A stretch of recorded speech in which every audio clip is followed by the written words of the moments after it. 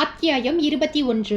வளர்மதி தன்னுடைய ஸ்கூட்டரை மிதமான வேகத்தில் விரட்டியபடி பாஷியகார்லோ ரோட்டில் உள்ள நர்மதாவின் வீட்டை நெருங்கிய போது மதியானம் 12 மணி. சூரியன் நடுவானில் இருந்தாலும் இதமான வெப்பத்தோடு கோவைக்கு உரித்தான குளிர்காற்று வளர்மதியின் முகத்தில் மோதியது. ஸ்கூட்டரை காம்பவுண்ட் கேட்டுக்கு வெளியே நிறுத்திவிட்டு கேட்டை திறந்து கொண்டு உள்ளே போனாள். கரும்பச்சை நிற கார் ஒன்று செட்டில் நின்றிருந்தது. யாரோ வீட்டுக்குள் இருப்பதற்கு அடையாளமாய் டிவியின் விளம்பர அறிவிப்பு ஒன்று ஜன்னல் வழியாக தப்பித்து வளர்மதியின் காது மடல்களை உரசியது. வாசற்படி ஏறி அழைப்பு மணியை ஒலிக்க வைத்த 10வது வினாடி கதவு தயக்கத்தோடு பின்வாங்கி ஒரு பெண்ணின் முகத்தை காட்டியது. வளர்மதி தயக்கமான குரலில் கேட்டாள், நர்மதாங்கிறது நான் தான். நீங்க? என் பேரு வளர்மதி. மிஸ் சில்பாவுக்கு என்ன தெரியும், அவங்களை பார்க்க வந்தேன். நர்மதா மனசுக்குள் அதிர்ந்து போனாலும் முகத்தில் அந்த அதிர்ச்சியின் 1% கூட காட்டிக்கொள்ளாமல் புன்னகைத்தாள். ஓ, ஷில்பாவை பார்க்க வந்தீங்களா? ஷில்பா இப்ப வீட்ல இல்லையே, வெளியே எங்கேயாவது போயிருக்காங்களா? திடீர்னு ஷில்பா நேத்து சாயந்தரமே ஊட்டி புறப்பட்டு போயிட்டாங்களே. என்னது, ஊட்டியா? ஆமா, அப்படிதான் என்கிட்ட சொன்னா. ஊட்டியில் யார பாக்குறதுக்காக போனாங்கன்னு தெரியுமா? சாரி, தெரியாது. நான் ஷில்பா கிட்ட யார பாக்குறதுக்காக ஊட்டி போறேன்னு கேட்டேன். அவ அதுக்கு இது என்னோட டிபார்ட்மெண்ட் சம்பந்தப்பட்ட விஷயம், உன்கிட்ட சொல்ல முடியாதுன்னு சொல்லிட்டா. ஷில்பா அப்படி சொன்ன பிறகு நான் அவளை கம்பல் பண்ண விரும்பல என்று இயல்பாய் சொன்ன நர்மதா வலுக்கட்டாயமாய் தன்னுடைய உதட்டுக்கு ஒரு பெரிய புன்னகையை கொடுத்தாள். உள்ள வாங்களே, வெளியவே நின்னு பேசிட்டு இருக்கீங்க. வளர்மதி தயக்கமாய் வீட்டுக்குள் காலடி எடுத்து வைத்தாள். வீடு சிறியதாக இருந்தாலும் நேர்த்தியாய் இருந்தது. நர்மதா ரிமோட் கண்ட்ரோலை எடுத்து டிவி திரையை இருட்டாக்கிவிட்டு வளர்மதிக்கு சோபாவை காட்டினாள். ப்ளீஸ் உட்காருங்க. வளர்மதி உட்கார்ந்ததும் நர்மதா கேட்டாள், நீங்க யாருன்னு நான் தெரிஞ்சுக்கலாமா? நான் இதே ஊரு தான். ஒரு கன்சல்டிங் ஏஜென்சியில் ஒர்க் பண்றேன். ஃப்ரீலான்சரா ஜேர்னலிஸ்டாவும் ஒர்க் பண்றேன். போலீஸ் கமிஷனர் திரிபுர சுந்தரி கிட்ட சமீபத்துல நடந்த பாலியல் பலாத்கார சம்பவங்களை பற்றி ஒரு பேட்டி எடுக்க போனேன். போலீஸ் கமிஷனர் பிஸியா இருந்தாங்க. 2 மணி நேரம் கழிச்சு வர சொன்னதால ஷில்பாவை பார்த்துட்டு போலாம்னு வந்தேன். ஷில்பாவை உங்களுக்கு எப்படி தெரியும்? கமிஷனர் திரிபுர சுந்தரியின் ஆபீஸில் 4-5 தடவை பார்த்திருக்கேன், பேசி இருக்கேன். அப்படி ஏற்பட்டதுதான் பழக்கம். நேத்து அவங்க கிட்ட பேசிட்டு இருக்கும் போதுதான் உங்க வீட்டுல ஸ்டே பண்ணி இருக்கிறதா சொன்னாங்க. அதான் பார்த்து பேசிட்டு போலாம்னு வந்தேன். நீங்க ஷில்பாவுக்கு ஃபோன் பண்ணி இருக்கலாமே. அப்படி ஃபோன் பண்ணி பேசி இருந்தா உங்களுக்கு விவரம் தெரிஞ்சிருக்குமே. ஃபோன் பண்ணினேன், எந்த ஒரு ரெஸ்பான்ஸும் இல்ல. ஒருவேளை டவர் கிடைக்காம போயிருந்திருக்கலாம். அப்படி ஏதாவது டவர் ப்ராப்ளமா இருந்திருந்தா ரெக்கார்டட் வாய்ஸாவது வந்திருக்குமே. அப்படி எதுவுமே வரலையே. நான் என்னோட போன்ல இருந்து ட்ரை பண்ணி பார்க்கட்டுமா? சரி என்ற பாவனையில் வளர்மதி தலையசைக்க நர்மதா இயல்பாய் உடம்பின் எந்த ஒரு அவயத்திலும் பதட்டத்தை வெளிப்படுத்தாமல் தன்னுடைய செல்போனை எடுத்து ஷில்பாவின் எண்ணை தொடர்பு கொண்டு விட்டு ஒரு சின்ன புன்னகையோடு அழகாய் உதட்டை பிதுக்கினாள். சில நேரங்கள்ல ஷில்பா இப்படிதான். அவளும் ஊமையாயிடுவா, அவளோட செல்போனும் ஊமையாயிடும். வாரம் 10 நாள் கழிச்சு திடீர்னு போன் பண்ணி பேசுவா. இந்த விஷயத்துல அவளையும் குற்றம் சொல்ல முடியாது. காரணம், அவ சிபிஐ டிபார்ட்மெண்ட். சில விதிமுறைகளுக்கு கட்டுப்பட்டு மௌனம் காக்க வேண்டிய கட்டாயம் அவளுக்கு. ஒருவேளை ஷில்பா எனக்கு ஃபோன் பண்ணினாலும் பண்ணுவா. அப்ப நீங்க வந்துட்டு போனதா சொல்றேன். ஏதாவது முக்கியமான விஷயம் இருந்தா சொல்லுங்க, நான் ஷில்பாவுக்கு கன்வே பண்ணிடுறேன் என்று சொன்னவள் இயல்பாய் கேட்டாள். Have some coffee or tea? பரவாயில்ல, நான் கிளம்புறேன். வளர்மதி வாசலை நோக்கி நகர்ந்தாள். வாசலில் நின்றிருந்த ஸ்கூட்டியில் ஏறி அவள் புறப்பட்டு போகும் வரை காத்திருந்த நர்மதா பிறகு தன் செல்போனை எடுத்து கான்டாக்ட் ஆப்ஷனுக்கு போய் ஒரு எண்ணை தேய்த்து விட்டு பேசினாள். சார், நான் நர்மதா. மறுமுனையில் ஈஸ்வர் பேசினார். என்ன நர்மதா, குரல்ல டென்ஷன் தெரியுது. என்ன, ஏதாவது பிரச்சனையா? ஆமா சார். என்ன? அந்த போலீஸ் இன்ஃபார்மர் வளர்மதி ஷில்பாவை தேடிக்கிட்டு என்னோட வீட்டுக்கே வந்துட்டா. அப்படியா? ஆச்சரியமா இருக்கே. ஷில்பா உன்னோட வீட்டுல தான் தங்கி இருந்தான்னு வளர்மதிக்கு எப்படி தெரியும்? ஷில்பா சொல்லி இருக்கணும் சார்.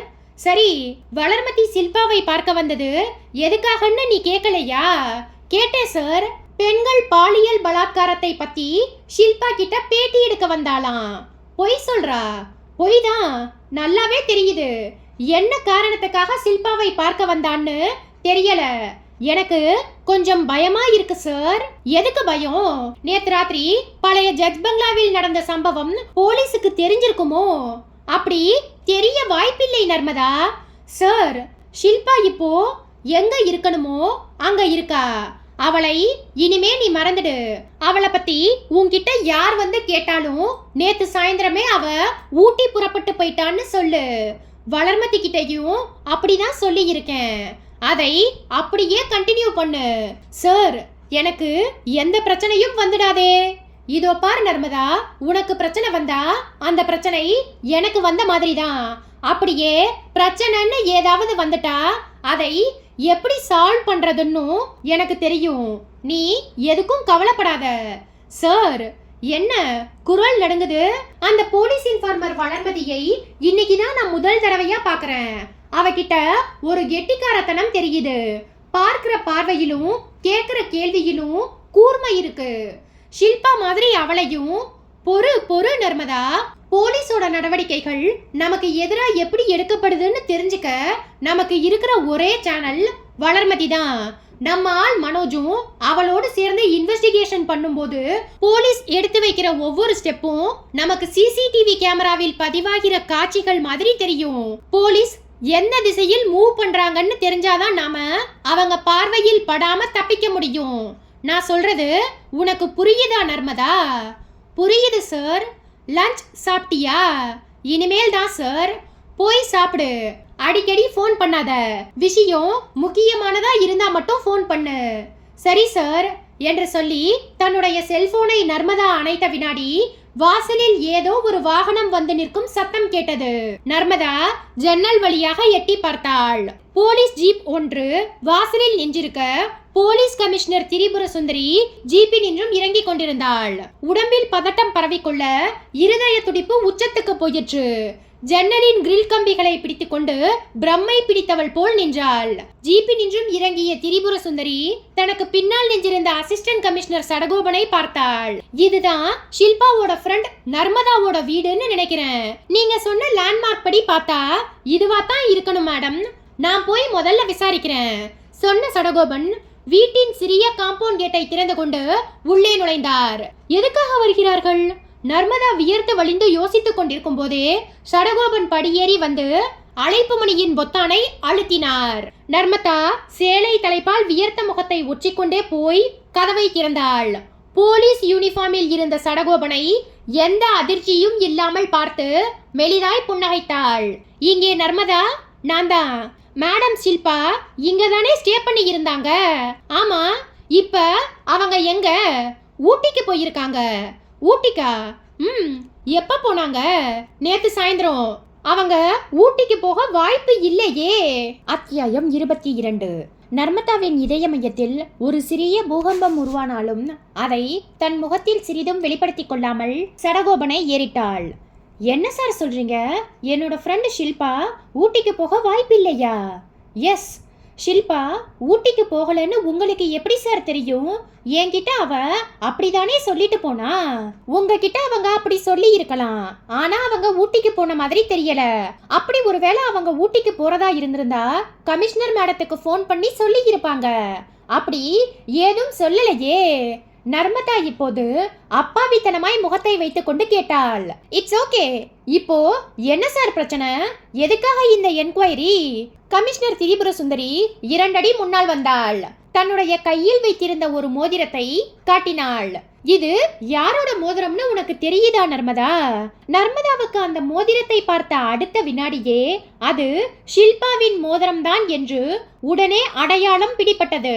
அவளுடைய இதய துடிப்பு சற்றே அதிகரித்து முகம் வியர்வையின் மினுமினுப்புக்கு உட்பட்டது.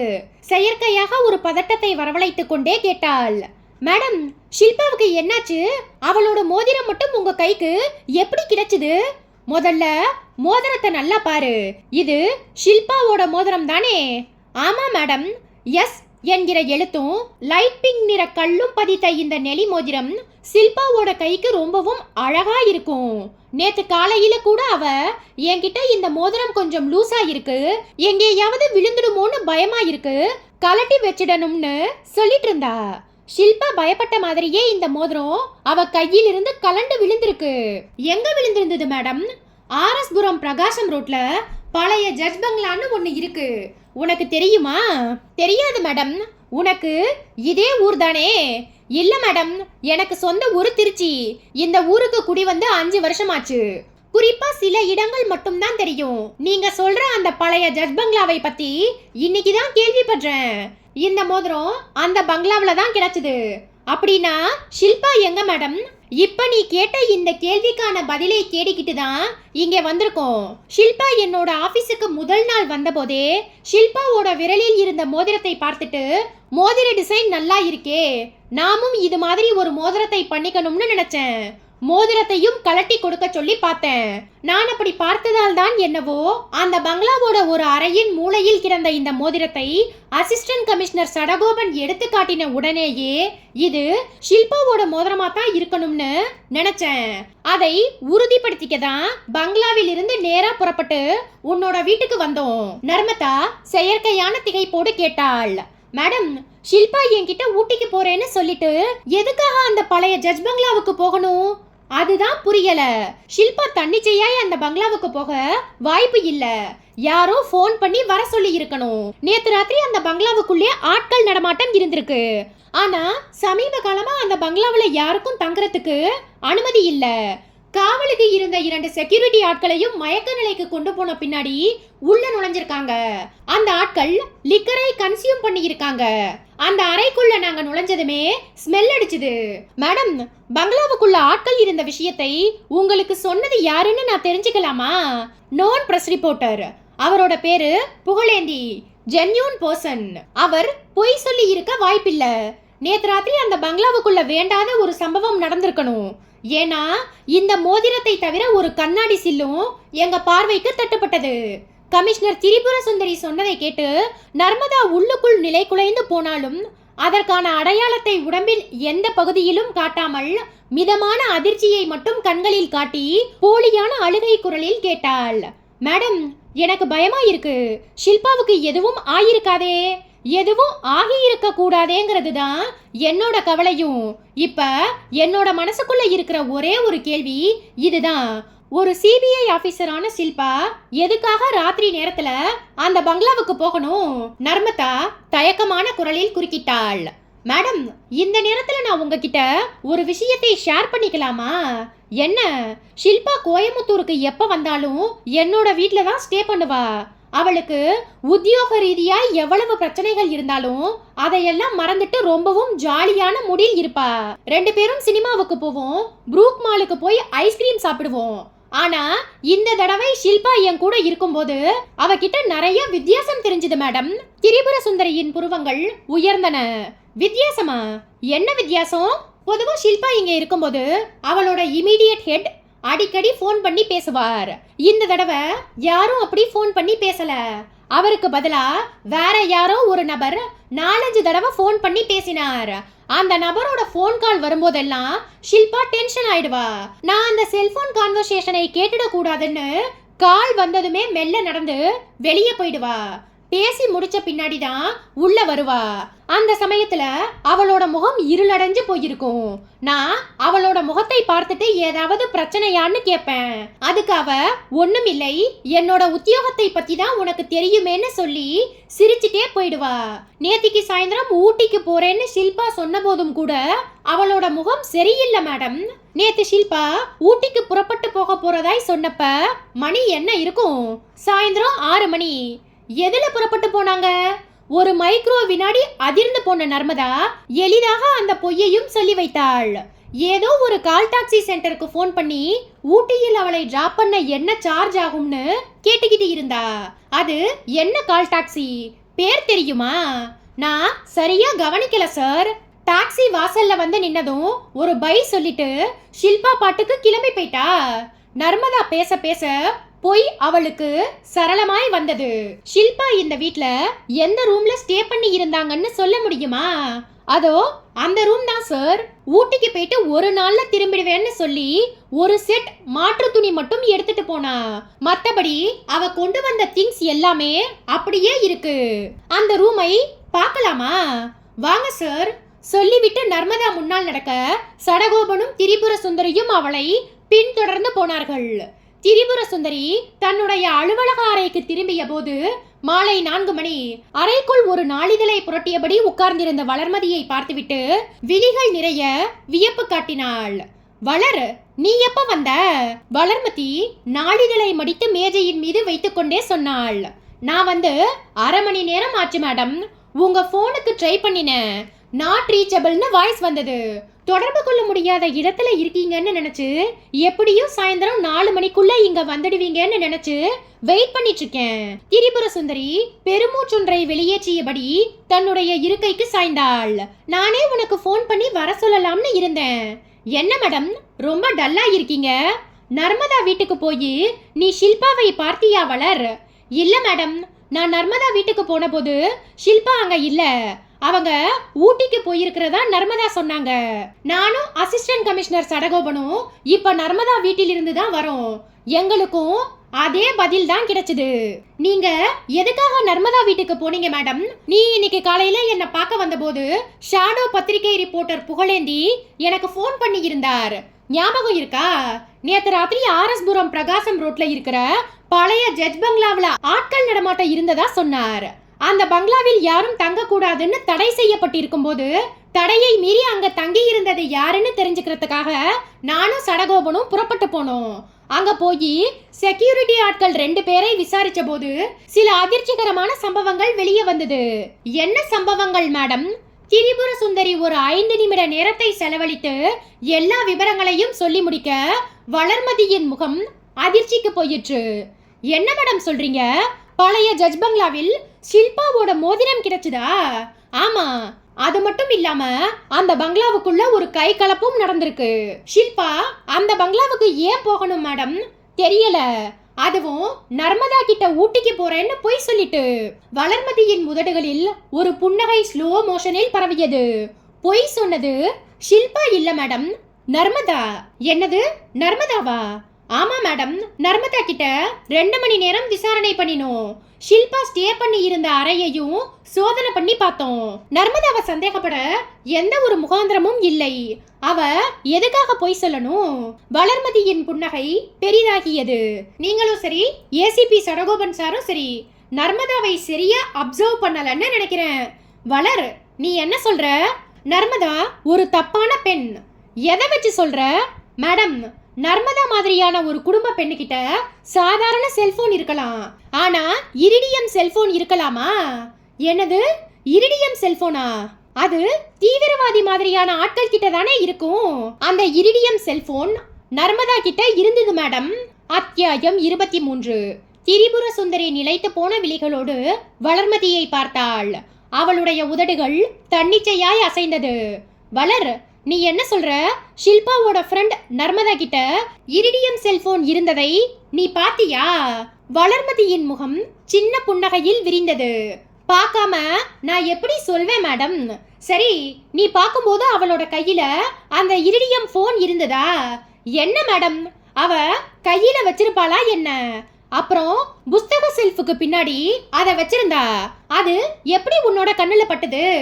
ஒரு சாதாரண செல்போனுக்கும் இரிடியம் செல்போனுக்கும் புறத்தோற்றத்துல தெரிகிற முதல் வித்தியாசம் என்ன மேடம்?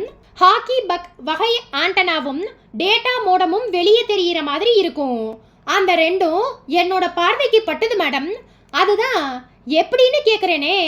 வளர்மதி குரலை தாழ்த்தினாள்.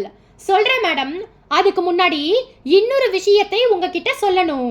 அந்த ரூமுக்குள்ள ஒரு மைக்ரோ ரிசீவர் பக்கை ஃபிக்ஸ் பண்றதுக்காக ஒரு தோதான இடத்தையும் தேடிக்கிட்டு இருந்தேன். திரிபுர சுந்தரியின் விழிகள் அகலமாயிற்று. வளர், நீ என்ன சொல்ற? நர்மதாவோட வீட்டுக்குள்ள மைக்ரோ ரிசீவர் பக்கை பொருத்தணும் என்கிற எண்ணம் உனக்கு ஏன் வந்தது? என்ன காரணம்? மேடம், நான் போலீஸ் டிபார்ட்மெண்ட்ல ஒரு போஸ்ட் இல்லாம போனாலும் அந்த துறைக்கே உரித்தான அத்தனை விஷயங்களும் எனக்கு அத்துப்படி. ஷில்பாவை பார்த்து பேசுறதுக்காக நான் நர்மதா வீட்டுக்கு போய் ஒரு நிமிஷம் தான் அவகிட்ட பேசி இருப்பேன். அந்த ஒரு நிமிஷத்துக்குள்ள அவகிட்ட இருக்கிற ஒரு வேண்டாத பதட்டத்தை அப்சர்வ் பண்ணிட்டேன். அவளோட பார்வை 10 வினாடிக்கு ஒரு தடவை புக் ஷெல்ஃப் பக்கமாய் போயிட்டு வரதையும் கவனிச்சிட்டேன். அவ என்ன வீட்டுக்குள்ள கூப்பிட்டு சோஃபாவுல உட்கார சொன்னப்ப அந்த புக் ஷெல்ஃபை என்னோட பார்வையால ஸ்கேன் பண்ணினேன். ஒரு கனமான காலிகோ பைண்டிங் செய்யப்பட்ட புத்தகத்துக்கு பின்னாடி அந்த இரிடியம் போனோட ஹாக்கி பக் ஆண்டனாவும் டேட்டா மோடமும் இலை மறைவு காய் மறைவா தெரிஞ்சுது. நான் நர்மதா வீட்டு காலிங் பெல்லை அழுத்தும் போது அந்த போன்ல அவ யார் கூடவோ பேசிட்டு இருந்திருக்கலாம். காலிங் பெல் சத்தம் கேட்ட உடனே கையில் இருந்த இரிடியம் போனை அவசரமா புக் ஷெல்ஃபில் இருந்த அந்த புஸ்தகத்துக்கு பின்னாடி ஒளிச்சு வச்சிருக்கலாம்னு நினைக்கிறேன் மேடம். திரிபுர சுந்தரி லேசாய் முகம் மலர்ந்தாள். குட் அப்சர்வேஷன் வளர். Thank you madam. அந்த இரிடியம் செல்போனை பார்த்த பின்னாடிதான் நர்மதா கிட்ட ஏதோ தப்பு இருக்கணும்னு என்னோட மனசுக்கு பட்டது. அதனாலதான் எப்பவும் என்னோட கைப்பையில இருக்கிற மைக்ரோ ரிசீவர் பக்கை அந்த அறைக்குள்ள எங்கேயாவது ஃபிக்ஸ் பண்ணிடணும்ங்கிற முடிவுக்கு வந்தேன். ஃபிக்ஸ் பண்ணியா இல்லையா? பண்ணிட்டேன். எங்க? நான் உட்கார்ந்திருந்த சோஃபாவுக்கு கீழே குறுக்கே ஒரு இரும்பு ராடு இருந்தது. அதுல ஸ்டிக் பண்ணிட்டேன். நான் அந்த வீட்டிலிருந்து வெளியேறின பிறகு நர்மதா வீட்டுக்கு வந்து அவ கூட யார் பேசி இருந்தாலும் சரி, இல்லனா அவ யாருக்காவது ஃபோன் பண்ணி இருந்தாலும் சரி, அந்த மைக்ரோ ரிசீவர் எல்லாவற்றையும் துல்லியமா பதிவு பண்ணி இருக்கும் மேடம். திரிபுர சுந்தரி வளர்மதிக்கு கை கொடுத்தாள். Really you have done a great job Valar. ஆனா எனக்கும் சரி ஏசிபி சடகோபனுக்கும் சரி நர்மதா மேல துளி கூட சந்தேகம் வரல. ஷில்பா தங்கி இருந்த அந்த அறையை மட்டும் சோதனை போட்டோமே தவிர ஒட்டுமொத்த வீட்டையும் சோதனை போடல. இப்ப உடனே போய் போட்டுடுவோம் மேடம். ஒரு 10 நிமிஷம் வெயிட் பண்ணு. ஏசிபி சடகோபனுக்கு இன்ஃபார்ம் பண்ணி அவரையும் வர சொல்லிடுறேன் சொன்ன திரிபுர சுந்தரி தன்னுடைய செல்போனை எடுத்து தகவல் கொடுக்க அவர் அடுத்த 1/4 மணி நேரத்திற்குள் அறைக்குள் இருந்தார். வளர்மதிக்கு கை கொடுத்து பாராட்டினார். Excellent job. உடனே புறப்பட்டுடலாம். நர்மதா யூஸ் பண்ணிட்டு இருக்கிறது இரிடியம் செல்போனா இருக்கிற பட்சத்தில் இது ஒரு மிகப்பெரிய விபரீதமான விவகாரமாய்த்தான் இருக்கணும். திரிபுர சுந்தரி குரலை தாழ்த்தினாள். சடகோபன் மேடம், சைபர் கிரைம் விங்கில் இருந்து 2 பேரை கூட்டிட்டு போயிடலாம். இது ஒரு ஹைஃபை மேட்டர். நாம எஸ்ஓசி பார்க்கறதை காட்டிலும் அவங்க எஸ்ஓசி பார்த்தாங்கன்னா கொஞ்சம் கூடுதல் தடயங்கள் கிடைக்கலாம். You may be correct madam. Vijay பூபதியும் சாரங்கனும் இந்த எஸ்ஓசி பார்க்கறதுல எக்ஸ்பர்ட்ஸ். இப்பதான் ஆபீஸ் கேண்டீன்ல பார்த்தேன். அவங்களையே கூட்டிட்டு போயிடலாம். குட். ஒரு டவேரா வேணா ஏற்பாடு பண்ணுங்க. உடனே புறப்பட்டுடலாம். திரிபுர சுந்தரி நாற்காலியினின்றும் தன்னை உருவிக்கொண்டு எழுந்தாள். சடகோபன் அறையினின்றும் வெளியேறினார். வளர்மதியும் எழுந்த வினாடி அவளுடைய செல்போன் ரிங்டோனை வெளியிட்டது. கைப்பைக்குள் இருந்த செல்போனை எடுத்து அழைப்பது யார் என்று பார்த்தாள். மறுமுனையில் மனோஜ் அழைத்து கொண்டிருந்தான். மேடம், போன்ல மனோஜ். என்னன்னு கேளு வளர். வளர்மதி செல்போனின் ஹேண்ட்செட்டை இடது காதுக்கு ஒற்றினாள். மெல்ல குரல் கொடுத்தாள். சொல்லு மனோஜ், இப்ப நீ எங்க இருக்க? கமிஷனர் மேடத்தோட ரூம்ல. நானும் இப்ப மேடத்தை பார்க்க தான் வந்துட்டு இருக்கேன். ரயில்வே ஸ்டேஷனுக்கு பக்கத்துல வந்துட்டேன். இன்னும் ஒரு 5 நிமிஷத்துல அங்க இருப்பேன். நல்ல நேரத்துல தான் வந்துட்டு இருக்க மனோஜ். சீக்கிரமா வந்து சேரு. ஏதாவது முக்கியமான விஷயமா? ரொம்ப ரொம்ப முக்கியமான விஷயம். என்ன சொல்லு. போன்ல எதுவும் வேண்டாம். நீ தான் நேர்ல வரியே, வா. வளர்மதி செல்போனை அணைத்து விட்டு திரிபுர சுந்தரியை ஏறிட்டாள். மேடம், மனோஜும் வரார். வரட்டும். அவரும் நீயும் தானே இந்த கேஸை இன்வெஸ்டிகேட் பண்ண போறீங்க. நர்மதாவோட விவகாரத்தை அவரும் தெரிஞ்சுக்கிறது பெட்டர். இப்ப வந்துடுவாரா? ஒரு 5 நிமிஷத்துக்குள்ள இங்க இருப்பேன்னு சொன்னார். That's good. வா வளர், நாம கீழே போய் வெயிட் பண்ணுவோம். இருவரும் அறையை விட்டு வெளியே வந்தார்கள். மாடிப்படிகளை முடித்துக்கொண்டு கீழே போர்டிகோவுக்கு வந்து நின்ற வினாடி மனோஜும் பைக்கில் வந்து சேர்ந்திருந்தான். பைக்கை பார்க்கிங்கில் நிறுத்தி ஹெல்மெட்டை அதனோடு இணைத்து பூட்டிவிட்டு வியர்த்த முகமாய் பக்கத்தில் வந்தான். திரிபுர சுந்தரிக்கு உத்தியோகபூர்வமான ஒரு சல்யூட்டை வைத்துவிட்டு இயல்பான குரலில் கேட்டான். எங்கே மேடம் கிளம்பிட்டீங்க? நீங்களும் வளர்மதியும் இப்ப இன்வெஸ்டிகேட் பண்ணிட்டு இருக்கிற தொழிலதிபர் ஈஸ்வர் சம்பந்தப்பட்ட கேஸில் புதுசா ஒரு விஷயம் கிடைச்சிருக்கு. Is it? எஸ், என்று புன்னகைத்த திரிபுர சுந்தரி வளர்மதியிடம் திரும்பினாள். உன்னோட பார்ட்னருக்கு நீயே சொல்லு.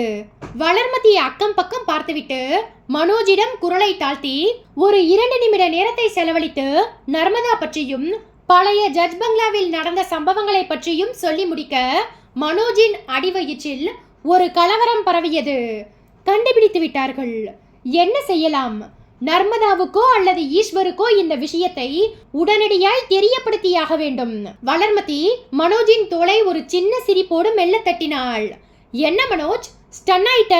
சட்டென்று உணர்வுக்கு வந்து வரவழைத்து கொண்ட சிரிப்போடு பேசினான் மனோஜ். ஸ்டன் ஆகாம என்ன பண்றது? உனக்கு இருக்கிற கீன் அப்சர்வேஷன் எனக்கு இல்லையே. நான் எதேச்சையாதான் அந்த இரிடியம் செல்போனை பார்த்தேன். அது கூட பெரிய விஷயம் இல்ல வளர். சோஃபாவுக்கு அடியில ஒரு மைக்ரோ ரிசீவர் பக்கை ஃபிக்ஸ் பண்ணிட்டு வந்திருக்கியே, அதுதான் ஹைலைட். திரிபுர சுந்தரி புன்னகையோடு குறுக்கிட்டாள். எஸ் மனோஜ், ஒரு வேலையோட வெற்றியே அந்த டைமிங் தான். அந்த வகையில் பார்த்தா she has done a wonderful job. இப்போ நாம நேரா அந்த நர்மதா வீட்டுக்கு போறோம். அந்த இரிடியம் செல்போனையும் மைக்ரோ ரிசீவர் பக்கையும் நர்மதா வீட்ல இருந்து எடுக்கிறோம். அது வெரி பவர்ஃபுல் மைக்ரோ சிப். அந்த வீட்டுக்குள்ள இருந்துகிட்டு நர்மதா யார்கிட்ட என்ன பேசி இருந்தாலும் ஒரு வார்த்தை கூட மிஸ் ஆகாம அதுல பதிவாகி இருக்கும். அவ என்ன பேசினான்னு தெரிஞ்சாலே போதும், அவளுக்கு பின்னாடி இருக்கிற எல்லா விஷயங்களும் வெளியே வந்துடும். அதுல யார் யார் சம்பந்தப்பட்டிருக்காங்கங்கிற பட்டியலும் நமக்கு கிடைச்சிடும். திரிபுர சுந்தரி பேச பேச மனோஜின் இருதய துடிப்பு சம்மட்டி அடிகளாய் மாறி விழுந்து கொண்டிருந்தது. அத்தியாயம் 24. வளர்மதி மனோஜின் முகத்தை கவனித்துவிட்டு கேட்டாள். மனோஜ், ஏன் என்னமோ மாதிரி ஆயிட்ட? You seems to be very tensed. ஒண்ணுமில்ல வளர், நீ சமயோசிதமா செயல்பட்டு ஒரு பிரில்லியண்டான ஜாப் பண்ணியிருக்க. இருந்தாலும் ஷில்பா மேடத்துக்கு என்ன ஆகி இருக்குமோன்னு நினைக்கும் போது முதுகு தண்டுவடத்துல ஒரு பய ஊசி பாயிற மாதிரி இருக்கு. அவங்க ஏன் அந்த பழைய ஜட்ஜ் பங்களாவுக்கு போகணும்? அந்த பங்களாவில் இருந்தவங்க யாரு? பங்களா செக்யூரிட்டி ஆட்களுக்கு தெரியாம பங்களாவுல நுழைய வேண்டிய அவசியம் என்ன? இது மாதிரியான கேள்விகளுக்கெல்லாம் நமக்கு சரியான பதில் கிடைக்குமா?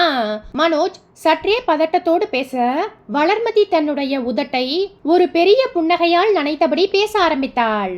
மனோஜ், அடுத்த 20 நிமிஷத்துக்குள்ள அந்த நர்மதா போலீஸ் வளையத்துக்குள்ள இருப்பா. அப்ப என்கிட்ட இருக்கிற எல்லா கேள்விகளுக்கும் அந்த நர்மதா பதில் சொல்லுவா. நர்மதா ஒரு சாதாரண பெண். அவகிட்ட இரிடியம் செல்போன் இருக்குன்னா நிச்சயமா அவ ஒரு தப்பான பொண்ணா இருக்க வாய்ப்பு அதிகம். அவளை போலீஸ் கஸ்டடிக்கு கொண்டு வந்து விசாரிக்கிற விதத்துல விசாரிச்சா எல்லா உண்மையும் வெளியே வந்துடும். ஈஸியா ஷில்பாவை ட்ரேஸ் அவுட் பண்ணிடலாம். வளர்மதி சொல்லிக் கொண்டிருக்கும் போதே சைபர் கிரைம் பிரான்ச்சை சேர்ந்த விஜயபூபதியும் சாரங்களும் அசிஸ்டன்ட் கமிஷனர் சடகோபனோடு இணைந்து வேகநடை போட்டு பக்கத்தில் வந்தார்கள். திரிபுர சுந்தரியை ஏறிட்டார் சடகோபன். மேடம், கார் ரெடி, கிளம்பலாமா? ஃபாரன்சிக் மனோஜும் நம்ம கூட வரார். வேன்ல இடம் இருக்குமா? நோ ப்ராப்ளம் மேடம், தாராளமா இடம் இருக்கும். தட்ஸ் குட் என்று சொன்ன திரிபுர சுந்தரி ஆபீஸின் வாசலில் நின்றிருந்த டவேரா காரை நோக்கி நடக்க 5 பேரும் அவளை பின்தொடர்ந்தார்கள். மனோஜ் தனக்குள் இருந்த பதட்டத்தையும் பயத்தையும் வெளிக்காட்டிக் கொள்ளாமல் அவர்களோடு நடந்தான். மனசுக்குள் யோசனை எறும்புகளாய் ஊர்ந்தன. நர்மதாவுக்கு விஷயத்தை எப்படியாவது கன்வே செய்தாக வேண்டும். எப்படி செய்யலாம்? இப்போது இருக்கிற நிலைமையில் செல்போனை எடுத்து ஈஸ்வரிடமோ அபுபக்கரிடமோ நர்மதாவிடமோ பேச முடியாது. வாட்ஸ்அப் மூலமாகவோ SMS மூலமாகவோ செய்தியை அனுப்புவதும் அவ்வளவு உசிதம் இல்லை. இந்த 5 பேர்களில் யாராவது ஒருத்தர் கவனிக்க கூடிய சாத்தியம் இருக்கிறது. முக்கியமாய் வளர்மதி. 6 பேரும் கட்டட வளாகத்தினின்றும் வெளிப்பட்டு வாசலுக்கு வந்தார்கள். இளம் பச்சை வண்ண டவேரா காத்திருந்தது. ஒவ்வொருவராய் ஏறி உட்கார்ந்தார்கள். கார் புறப்பட்ட சாலையில் வேகம் எடுத்ததும் திரிபுர சுந்தரி ஏசிபி இடம் கேட்டாள். சடகோபன், டிரைவர் கிட்ட நாம எங்க போகணும்ங்கிறதை சொல்லிட்டீங்களா? சொல்லிட்டேன் மேடம். கார் போக்குவரத்து நிறைந்த சாலைகளில் வேகம் எடுத்தது. மனோஜின் இதயம் ஒரு கடிகாரம் பெண்டுலம் மாதிரி அசைந்து இதயத்தின் சுவர்களில் மோத வேனில் பரவியிருந்த ஏசியின் குளிர்ச்சியிலும் உடம்பு வியர்த்து நெற்றி பிசுபிசுத்தது. என்ன செய்யலாம்? மனோஜ் ஒருவித அவஸ்தையில் நெளிந்து யோசித்துக் கொண்டிருக்கும் போதே அவனுடைய செல்போன் சட்டை பாக்கெட்டுக்குள் இருந்து வைப்ரேஷனில் உருமியது. செல்போனை எடுத்து அழைப்பது யார் என்று பார்த்தான்.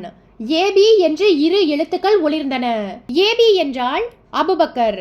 மனோஜின் மனசுக்குள் ஒரு சின்ன சந்தோஷம் எட்டி பார்த்து வியர்வை சுரப்பிகளை அடக்கியது. செல்போனை எடுத்து பேசலாமா வேண்டாமா என்று 2 வினாடி அவன் தயங்க, திரிபுர சுந்தரி திரும்பி பார்த்து, போன் உங்களுக்கா மனோஜ் என்று கேட்டாள். ஆமா மேடம், அட்டெண்ட் பண்ணி பேசுங்க. ஏதாவது உங்க ஃபாரன்சிக் டிபார்ட்மெண்ட் சம்பந்தப்பட்ட விஷயமா இருக்க போகுது. மனோஜ் செல்போனை எடுத்து லோ டெசிபல் மோடுக்கு கொண்டு போய் இடது காதுக்கு ஒற்றினான். மெல்ல குரல் கொடுத்தான். எஸ். மறுமுனையில் அபுபக்கர் பேசினார். என்ன மனோஜ், ஏதாவது செய்தி உண்டா? சாரி சார், முழுமையான ரிப்போர்ட் இன்னமும் ரெடியாகல. எப்படியும் 2 நாள் ஆயிடும். மனோஜ், இப்ப வெளிப்படையா எதுவுமே பேச முடியாத நிலைமையில் இருக்கேன்னு நினைக்கிறேன். ஆமா, 1 மணி நேரம் கழிச்சு பேசலாமா? வேண்டாம், ரிப்போர்ட்டோட 2 முக்கியமான பாயிண்ட்ஸை மட்டும் குறிப்பிட்டு இப்போ உங்களுக்கு வாட்ஸ்அப் பண்றேன். உடனடியா அதை பார்த்துட்டு தேவையான ஸ்டெப்ஸ் எடுங்க. அனுப்பு, பார்த்துட்டேன். மனோஜ் செல்போனை ஊமையாக்கிவிட்டு ஒரு விதமான செயற்கை சலிப்போடு திரிபுர சுந்தரியை ஏறிட்டபடி சொன்னான். ஃபாரன்சிக் ரிப்போர்ட்னா இன்ஸ்டன்ட் காப்பி மாதிரி நினைச்சுக்கிட்டு உடனே வேணும்னு கேக்குறாங்க மேடம். திரிபுர சுந்தரி உதடு பிரியாமல் சிரித்துவிட்டு சொன்னாள். அவங்களுக்கு என்ன அவசரமோ, நீங்க சொன்ன மாதிரி வாட்ஸ்அப்ல முக்கியமான 2 பாயிண்ட்களை மட்டும் அனுப்பி வச்சிடுங்க. அப்படிதான் பண்ணணும் மேடம் என்று சொன்ன மனோஜ் வாட்ஸ்அப் ஆப்ஷனுக்கு போய் அபுபக்கரின் எண்ணை பொறுக்கி எடுத்துக்கொண்டு வேகமாய் ஆட்காட்டி விரலை மட்டும் பயன்படுத்தி டைப் செய்ய ஆரம்பித்தான். நர்மதாவின் வீட்டை சோதனையிட police commissioner, assistant police commissioner Sadagopan, Valarmathi, 2 cyber crime officers போய்கொண்டிருக்கிறார்கள். அவர்களோடு நானும் இருக்கிறேன். என்னால் நர்மதாவுக்கு தகவல் கொடுக்க முடியாது. நீங்கள் உடனடியாக போன் செய்து தகவல் தரவும். நாங்கள் அங்கே போகும்போது நர்மதா வீட்டில் இருக்கக்கூடாது. போலீசின் கைகளில் அகப்படவும் கூடாது. அங்கே மைக்ரோ ரிசீவர் பக்கை வைத்திருக்கிறார்கள். அதை எடுத்து விடுங்கள். உடனடியாய் செயல்படுங்கள். ஈஸ்வருக்கும் தகவல் அனுப்பிவிடுங்கள். நாம் எச்சரிக்கையோடு இருக்க வேண்டிய நேரம் இது. மேற்கண்ட வாசகங்களை 1 நிமிஷ நேரத்திற்குள் டைப் அடித்து வாட்ஸ்அப்பில் அனுப்பிவிட்டு நிம்மதி பெருமூச்சோடு வேனின் இருக்கைக்கு சாய்ந்து உட்கார்ந்தான் மனோஜ். கோவை நகரின் அந்த மாலை வேள போக்குவரத்தில் தத்தளித்த டவேரா கார் 4-5 முக்கியமான சிக்னல்களில் மௌனம் காத்து நர்மதாவின் வீடு இருந்த தெருவுக்குள் நுழைந்த போது நேரம் சரியாக 6 மணி. டிரைவருக்கு சடகோபன் நர்மதாவின் வீட்டை காட்ட கார் அவளுடைய வீட்டுக்கு முன்பாய் போய் நின்றது. 6 பேரும் கீழே இறங்கினார்கள். மற்றவர்கள் பின்தொடர முதல் நபராய் திரிபுர சுந்தரி நடந்தாள். மனோஜின் பார்வை வீட்டின் கதவை நோக்கி போயிற்று. வீடு பூட்டி இருந்தால் பிரச்சனையிலிருந்து தப்பிவிடலாம். பார்வை ஆர்வமாய் பாய மனோஜின் முகத்தில் ஏமாற்றம். கதவில் பூட்டு இல்லை. டியூப்லைட் உள்ளே உயிரோடு இருக்க ஜன்னல் வழியே வெளிச்சம் பரவி வீட்டின் முன்பக்கம் இருந்த போர்டிகோவை தெளிவாய் காட்டியது. வளர்மதி முன்னதாக போய் அழைப்பு மணியின் பட்டனை அழுத்தினாள். வீட்டுக்குள்ளே ஒரு 10 வினாடி இன்னிசை ஒலித்தது. மனோஜின் நெற்றி மறுபடியும் வியர்க்க ஆரம்பிக்க யாருக்கும் தெரியாமல் கர்ச்சீஃபை எடுத்து ஒற்றிக்கொண்டான். அபுபக்கருக்கு நான் அனுப்பிய வாட்ஸ்அப் செய்தி போய் சேரவில்லை. செய்தி போய் சேர்ந்திருந்தால் நர்மதா வீட்டை பூட்டிவிட்டு வெளியே கிளம்பி போயிருப்பாளே. நர்மதா வீட்டுக்குள் இருப்பதற்கு அறிகுறியாக உள்ளே வெளிச்சம் தெரிகிறது. கதவு திறக்கப்பட எல்லோரும் காத்திருந்தார்கள். 1 நிமிடம் மௌன வினாடிகளில் கரைந்து கொண்டிருக்க திரிபுர சுந்தரி வளர்மதியை ஏறிட்டாள். இன்னொரு தடவை காலிங் பெல் கொடு. வளர்மதி மறுபடியும் அழைப்பு மணிக்கான பட்டனை அழுத்துவதற்காக தன் ஆட்காட்டி விரலை அதன் மேல் வைத்த வினாடி உள்ளே இருந்து குரல் கேட்டது. யாரது? வேகமான குரலை தொடர்ந்து பக்கவாட்டு ஜன்னல் திறக்கப்பட நர்மதாவின் தலை தெரிந்தது. தலையின் பின்புற கொண்டையில் ஈரத்தை உறிஞ்சுவதற்காக சுற்றப்பட்ட டவல் அவிழும் நிலைமையில் இருக்க திரிபுர சுந்தரியை பார்த்ததும் விழிகள் வியப்பில் விரிந்தன. மேடம், நீங்களா? நானேதான். கதவை திற. 1 நிமிஷம் மேடம், இப்பதான் குளிச்சிட்டு வரேன். ட்ரெஸ் சேஞ்ச் பண்ணிட்டு வந்துடுறேன். சீக்கிரம். 2 நிமிஷம் மேடம். ஜன்னலில் நர்மதாவின் தலைமறைய திரிபுர சுந்தரி அசிஸ்டன்ட் கமிஷனரை ஏறிட்டாள். சடகோபன், மேடம், நர்மதாவை நான் என்கொயர் பண்றேன். நீங்க பேச வேண்டாம். Yes madam. வளர், நீயும் எதுவுமே பேசாத. அப்புறம் நீ ஃபிக்ஸ் பண்ணிட்டு வந்த அந்த மைக்ரோ ரிசீவர் பக்கை எடுக்க உடனடியா ஆர்வம் காட்டாத. நான் சொல்லும் போது மட்டும் நீ அதை எடுத்தா போதும். சரி மேடம். திரிபுர சுந்தரி பின்பக்கம் திரும்பி பார்த்தாள். மனோஜ், மேடம், உங்களுக்கு தான் முக்கியமான வேலை.